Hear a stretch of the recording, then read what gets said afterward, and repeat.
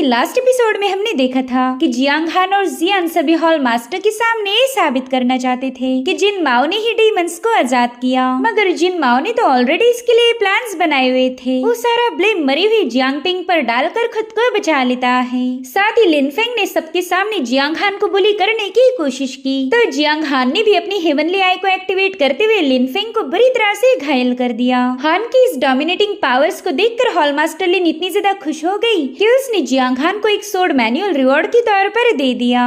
अब आगे तो इस एपिसोड की शुरुआत में हम देख पाते हैं जियांग हान को, जो कि एक फॉरेस्ट में पहुंच चुका है। उसकी तूफानी एंट्री को कुछ स्नेक डीमंस ने भी विटनेस किया था, इसलिए वो फटाफट से जियांग हान पर अटैक करने के लिए पहुंच जाते हैं। मगर जियांग हान ने अपनी ब्लेड की मदद से उन पर एक गजब का स्लैश अटैक डिलीवर कर दिया, जिसके चलते उन स्नेक डीमंस के 1 सेकंड के अंदर ही कई सारे टुकड़े हो गए। साथ ही साथ उनकी बॉडी से एक डीमन कोर निकल आती है, तो जियांग हान ने तुरंत ही उस डीमन कोर को कलेक्ट कर लिया। वो कहने लगा कि ये तो सेकंड रैंकिंग वाले डिमोनिक बीस्ट की कोर है, अगर इसे मार्केट में सेल किया जाए तो इससे काफी अच्छी कमाई होगी। हालांकि टियान्यू जरा भी खुश नहीं थी। वो जियांग हान से कहती कि तुम तो बस बेकार के जानवरों को मारने में अपना वक्त जाया कर रहे। तुमने मुझसे प्रॉमिस किया था कि तुम हाई लेवल के डिमोनिक बीस्ट का ब्लड एसेंस मुझे ला के दोगे, लेकिन तुम तो अभी तक उन डिमोनिक बीस्ट के खून का एक कतरा भी हासिल नहीं कर पाए। तो जियांग हान उसे बता रहा था, मेरी जान डिमोनिक बीस्ट का शिकार करने के लिए मेरा पावरफुल बनना काफी ज्यादा जरूरी है। अब देखो, इस डिमोनिक कोर को सेल करने के बाद मैं ढेर सारे स्पिरिचुअल स्टोन कमा लूंगा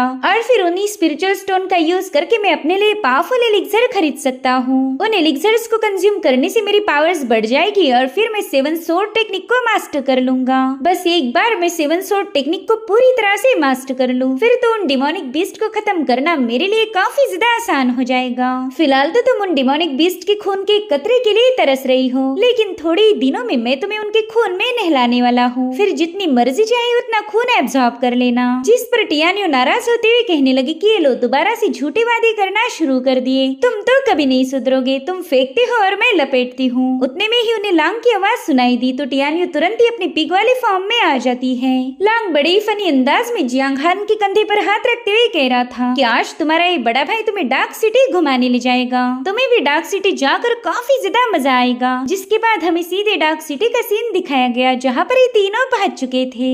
लांग ने देखा कि मार्केट में तो एक स्केच आर्टिस्ट मौजूद है, तो बड़े ही कूल अंदाज में उसे पोज देने लगा। तो बंदा भी अपनी थूक लगा के उसका स्केच उतारने में बिजी हो गया। वो ऐसे मेजरमेंट ले रहा था मानो वो कोई बहुत ही ग्रेट आर्टिस्ट हो, और फिर वो अपनी स्केच को चेक करता है, जिससे वो बंदा तो काफी ज्यादा सेटिस्फाइड हो गया था। इसलिए वो फटाफट से लांग को उसका स्केच शो करने लगा। लांग ने तो जैसे उस स्केच को देखा, उस बेचारे के तो होश ही उड़ गए। वो कह रहा था, बेवकूफ कहीं कि पता नहीं ये तूने किसका स्केच बनाया, मैं तो इतना बदसूरत बिल्कुल नहीं हूँ। हालांकि टियान्यू तो उस बंदे की काफी ज्यादा तारीफें करने लगी। वो कहने लगी कि आप तो बहुत बड़े प्रोफेशनल हो, आपने इतना गजब का स्केच बनाया है कि मानो इसमें थोड़ी ही देर में जान आ जाएगी। जो सुनते साथ ही लांग टियान्यू से कह रहा था कि हाँ, इसमें तुम्हारी कोई गलती नहीं, क्योंकि सुअर की पसंद हमेशा सुअर जैसी ही होगी ना। लेकिन ये यंग मास्टर स्केच को देखकर जरा भी खुश नहीं हुआ, उल्टा मुझे तो काफी ज्यादा शर्म आ रही। उतने में ही वो बेशर्म आर्टिस्ट बड़ी ही प्यारी सी स्माइल करते हुए लांग से पैसे मांगने लगा। वो कह रहा था, मेरे भाई, मेरे में जितनी कला है उस सब का यूज करके मैंने तुम्हारा स्केच बनाया है, तो प्लीज अब इस आर्टिस्ट को नाराज मत करो। जिस पर लांग कह रहा था कि तुम्हारी कला की तो ऐसी की तैसी, तुमने मेरी ऐसी स्केच बनाई है जिसे देखते ही मुझे डर लग गया। ये तो अच्छा हुआ कि मैं कमजोर दिल वाला बिल्कुल नहीं हूँ, वरना इस भूतिया स्केच को देखकर तो मेरी जान चली जाती। इसलिए अब मेरे सामने पैसों का जिक्र भी मत करना। तो बंदा तुरंत ही लांग के पास पहुँच गया। वो कह रहा था, मास्टर, सबकी अपनी अपनी पसंद होती है, मैंने तो पूरे दिल से आपकी स्केच बनाई थी, इसलिए प्लीज मुझे पेमेंट कर दीजिए। अब लांग उसे 1 रुपया देना नहीं चाहता था, लेकिन वो काफी ज्यादा रहमदिल है, इसलिए वो उसे पेमेंट देते हुए कहने लगा कि तुमने ड्राइंग करने के बजाय खेतों में काम करना चाहिए, उससे तो तुम्हारा घर काफी अच्छे से चल जाएगा। तब तक जियांग हान भी वहाँ पर पहुँच चुका था। वो लांग को आवाज देते हुए कहने लगा कि चलो हमने जल्दी से ट्रेजर टावर में जाना होगा, ताकि मैं वहाँ से कुछ एलिक्सर पिल्स खरीद पाऊँ। तो लांग काफी ज्यादा एक्साइटेड होकर जियांग हान से पूछने लगा कि छोटे भाई जरा बताओ कि तुमने वो डिमोनिक कोर कितने में बेची। जिस पर जियांग खान जवाब देते हुए कह रहा था कि उस एक कोर के मुझे 20,000 स्पिरिचुअल स्टोन्स मिले। अब ये कीमत इतनी बड़ी भी नहीं थी, लेकिन इसमें जियांग खान का गुजारा चल जाएगा। उसे जो एलिक्सर पिल्स खरीदनी है वो इतने पैसे में तो आ ही जाएगी। अब ये लोग वहाँ से गुजर ही रहे थे कि तभी इन्होंने देखा कि एक लॉर्ड एक बंदे को काफी बुरी तरह से टॉर्चर कर रहा है। वो बेचारा गरीब उस लॉर्ड के सामने रहम की भीख मांगते हुए कहने लगा कि प्लीज मेरी बेटी को बख्श दीजिए, मुझे बस थोड़ी सी मोहलत और चाहिए ताकि मैं आपके सारे पैसे चुका पाऊँ। जिस पर वो बेरहम मास्टर कह रहा था, नहीं अभी के अभी तुम्हें सारा कर्जा चुकाना होगा, वरना तुम अपनी बेटी को मेरे हवाले करोगे। अगर तुम अपनी बेटी को मेरे हवाले करो तो तुम्हारा सारा कर्जा माफ कर दूंगा। जो सुनते साथ ही वो बंदा अपना सिर उस मास्टर के सामने पटकने लगा। वो कहता है प्लीज मेरी बेटी को मुझसे मत छीनिए, वो तो बस छोटी सी बच्ची है। अब वहाँ मौजूद लोग ये सब देखकर काफी ज्यादा हैरान हो गए। वो कह रहे थे कि मास्टर तो एक नंबर का कमीना निकला, ये तो कर्जे की आड़ में उस बेचारे की बेटी छीन रहा। तो कुछ लोग कह रहे थे कि ये तो सरासर नाइंसाफी है, लेकिन ये लोग चाहकर भी उस मास्टर को कुछ भी कह नहीं सकते थे क्योंकि वो काफी ज्यादा पावरफुल और पैसे वाला है। वहीं पर मास्टर लू ने अपने एक सर्वेंट को हुक्म दिया था कि चलो जल्दी से इस बच्ची को उठाकर मेंशन में लेके जाओ। अब उस बच्ची के साथ ये सारा अत्याचार होता हुआ देख जियांग खान के तो खून में ही आग लग गई। उस मास्टर से कह रहा था कि तुम में से कोई भी इस बच्ची को हाथ नहीं लगाएगा। जो सुनते साथ ही वो बंदा जियांग खान के सामने अपना माथा पटकने लगा। वो कह रहा था प्लीज यंग मास्टर मेरी बच्ची को बचा लीजिए, मैं तो अपनी बेटी के बगैर एक पल भी रह नहीं सकता। वहीं पर मास्टर लू हान से कह रहा था कि ये मेरा पर्सनल मैटर है, इसमें तुम इंटरफेयर ना ही करो तो तुम्हारे लिए बेहतर होगा, और अगर अभी भी तुम मेरी बात ना मानो तो मैं तुम्हारी खाल उधेड़ दूंगा। जिस पर जियांग खान कह रहा था तू कोशिश करके देख सकता है, मैं तुझे नहीं रोकूंगा। वहीं पर लांग कह रहा था ओए बुड्ढे तुझे फाइट करनी है क्या, रुक मैं अभी पब्लिक को जमा करता हूँ, तभी जाकर तो इस फाइट में मजा आएगा। जिसके बाद तुरंत एक थाल को ठोक ठोक कर सबको बताने लगा कि मेरे भाइयों और उनकी सुंदर बहनों जरा यहाँ आकर देखो इस मास्टर ने कैसा तमाशा किया है। ये बुढ़ा खुद से एक गरीब को काफी ज्यादा बुली कर रहा है। ऐसे ही घटिया लोगों की वजह से हमारी डार्क सिटी उसके नाम जैसी ही बदनाम है। अब जैसे जैसे वहाँ लोग जमा होने लगे वो मास्टर लोगों को ताने मार रहे थे। वो कहते हैं कि ये तो हमारे डार्क सिटी के रूल्स के खिलाफ है, हमारी सिटी में तो वायलेंस के लिए साफ इनकार किया है, तो हम भी देखना चाहते हैं कि मास्टर लो रूल्स को ब्रेक कैसे करेगा। अब यहाँ पर मास्टर लो चाहकर भी डार्क सिटी के रूल्स को ब्रेक नहीं कर सकता, इसलिए वो कहने लगा कि ठीक है मैं रूल्स को ही फॉलो करूंगा। इस बंदे पर मेरा 1 मिलियन स्पिरिचुअल स्टोन्स का उधार है, सो अगर तुम्हें वाकई इस बंदे की मदद करनी है तो इसके सारे कर्जे को चुका दो, और अगर तुम्हारे पास पैसे नहीं तो तुम्हें मेरे साथ स्टोन्स वाली गैम्बल करनी होगी। तुम्हारी टीम में 3 लोग हैं तो तुम तीनों एक एक स्टोन्स को पिक करोगे, और मेरे लिए मैं अकेला 3 स्टोन्स को चूज करूंगा। जिसके भी टीम के स्टोन्स की वैल्यू ज्यादा होगी वही ये मुकाबला जीत जाएगा। बच्चे अगर तुम गलती से भी जीत गए तो मैं इन दोनों का कर्जा माफ करके इन्हें छोड़ दूंगा, और अगर तुम हार गए तो मैं तुम तीनों को खत्म कर दूंगा। मौत का नाम सुनते ही लांग बेचारा काफी ज्यादा पैनिक हो गया। ये बंदा तो हमेशा खुद को प्रोटेक्ट करने पर ही ज्यादा ध्यान देता है, इसलिए वो पैनिक होते हुए जियांग खान को बता रहा था कि ये बुढ़ा तो हमें जान से मारने की फिराक में है, देखो ना ये कमीना तो हमारी सीधी जिंदगियों पर ही दाव लगा रहा। तो टियानी तुरंत ही जियांग खान से कह रही थी कि मैं तुम्हें सपोर्ट करती हूँ, जाओ जाकर इस बुढ़े को मजा चखाओ। जो सुनते साथ ही हान उस मास्टर से कहता है ठीक है मैं तुम्हारा चैलेंज एक्सेप्ट करता हूँ। यहाँ पर वो मास्टर तो दिल ही दिल में काफी ज्यादा खुश हो गया क्योंकि ये बंदा तो गैम्बलिंग का काफी पुराना खिलाड़ी है, साथ ही गैम्बलिंग के अड्डे पर भी इसकी अच्छी खासी जान पहचान थी। वो सोचता है कि बस तुम लोग वहाँ पहुँच जाओ और फिर तुम्हारी जिंदगी और मौत का फैसला मेरे हाथ में होगा। और अब हमें गैम्बलिंग का अड्डा दिखाया गया जहाँ पर एक बंदे को काफी ज्यादा चीयर्स किया जा रहा था ताकि वो अपने स्टोन को ब्रेक करे। अब उस स्टोन के कट होते ही उसमें से ग्रीन क्रिस्टल बाहर आया, जो देखकर वो बंदा काफी ज्यादा मायूस हो गया था क्योंकि ग्रीन क्रिस्टल की कीमत तो कौड़ियों के भाव थी और वो बंदा ऑलरेडी आज यहाँ पर अपना सारा ट्रेजर हार चुका है। वहीं पर एक बंदी काफी ज्यादा एक्साइटेड होकर कहने लगी कि प्लीज अब मेरे स्टोन को भी कट किया जाए, मुझे तो रात में एक ख्वाब आया था कि मुझे पर्पल स्पिरिट क्रिस्टल मिलने वाला है, अगर वो हेवन ग्रेड का स्पिरिट क्रिस्टल मुझे मिल जाए तो मेरी तो लॉटरी लग जाएगी। तब तक ये तीनों भी उस गैम्बलिंग के अड्डे पर पहुंच चुके थे। यहाँ पर इन तीनों को अपने अपने स्टोन्स को सिलेक्ट करना है और टियानियो ने तो इस चैलेंज को काफी ज्यादा सीरियस लिया था। वो यहाँ से वहाँ घूमते हुए हर एक स्टोन को चेक करने लगी, साथ ही साथ लांग भी काफी ज्यादा एक्साइटेड था। वो जियांग खान को बता रहा था कि मैंने काफी दिनों से गैम्बलिंग नहीं की, पता नहीं आज मेरी किस्मत खुलेगी या मुझे धोखा देगी। वहीं पर जियांग खान अपनी हेवनली आई की पावर को एक्टिवेट करते हुए इन सारे स्टोन्स को चेक करने लगा। इस परसेप्चुअल विजन के साथ वो इन स्टोन्स के अंदर तक देख सकता सकता है। जियांग हान भी हेवनली आई की इस एबिलिटी को देखकर काफी ज्यादा हैरान था। उसने उम्मीद ही नहीं की थी कि उसकी हेवनली आई सभी चीजों के एसेंस को भी भाप सकती है। जिसके बाद जियांग हान ने अंदाजे से एक छोटा सा स्टोन कलेक्ट कर लिया, क्योंकि इस स्टोन में से उसे पर्पल कलर की ऑरा नजर आ रही थी।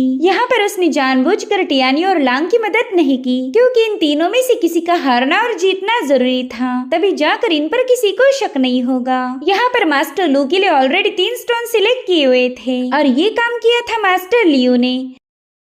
दरअसल ये बंदा स्टोन्स को पहचानने में माहिर है। इन्होंने मास्टर लियू की मदद इसलिए ली ताकि ये जियांग हान और उसकी टीम को हरा पाए। तो अब यहाँ पर स्टोन गैम्बलिंग की शुरुआत हुई। मास्टर लू के सामने ऑलरेडी 3 स्टोन्स मौजूद थे और जियांग हान से कह रहा था कि बच्चे, मेरे पास इतना वक्त नहीं कि मैं तुम्हारे साथ टाइम पास कर पाऊँ, इसलिए मेरे दोनों स्टोन्स को एक साथ ही कट किया जाए। तो पहले स्टोन को कट करते ही उसमें से येलो रोशनी रिलीज होने लगी। दरअसल इसमें येलो स्पिरिट क्रिस्टल था। वेल इस अकेले क्रिस्टल की कीमत थी 2 मिलियन स्पिरिचुअल स्टोन। यहाँ पर एक बंदा मास्टर लियो के स्टोन स्किल की काफी ज्यादा तारीफें करने लगा। वो कहने लगा कि मास्टर, आपको तो इस स्टोन गैम्बलिंग में कोई भी मात नहीं दे सकता। यहाँ पर लॉन्ग को तो टेंशन आने लगा। वो जियांग हान से कह रहा था कि ये बुढ़ा तो काफी ज्यादा लकी निकला, इससे तो मुझे ऐसा लग रहा है कि हम तीनों यहाँ से जिंदा वापिस नहीं जा पाएंगे। जिस पर जियांग हान कह रहा था, भाई आप तो बेवजह परेशान हो रहे, आपका छोटा भाई अभी तक जिंदा है, इसलिए बिल्कुल टेंशन मत लो। तब तक मास्टर लू के दूसरे स्टोन को भी ब्रेक किया गया और इसमें से रेड स्पिरिट क्रिस्टल बाहर निकला था,